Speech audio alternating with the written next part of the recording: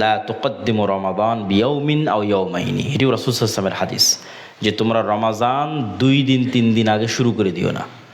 2 দিন 3 দিন আগে শুরু করে দিও না মানে শাবানকে রমাজানের সাথে মিলিয়ে দিও না। পুরো মাস সিয়াম রাখলাম না, এটা তো ঠিক আছে, কিন্তু আবার এই কাজ করলেন যে ঠিক আছে শাবানের শুরুর দিকে সিয়াম নাই, শেষের দিকে এমনভাবে সিয়াম রাখতেছেন রমাজানের সাথে মিলিয়ে দিলেন, এটা সুন্নাত বিরোধী। শাবান এবং রমাজানের মধ্যে গ্যাপ থাকতেই হবে, রাসূল সাল্লাল্লাহু আলাইহি ওয়াসাল্লামের সুন্নাত।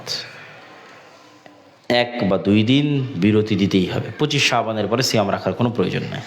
যা রাখার দরকার 25, 26, 27 শাবানের মধ্যেই রেখে নিতে হবে। 25, 26, 27 রমাজানে গিয়ে বিরতি দিয়ে দিতে হবে, কেন এটা রমাজানের সম্মান। রমাজানের সম্মানে শাবান মাসকে রমাজানের সাথে মিলানো যাবে না, সিয়ামের ধারাবাহিকতায়।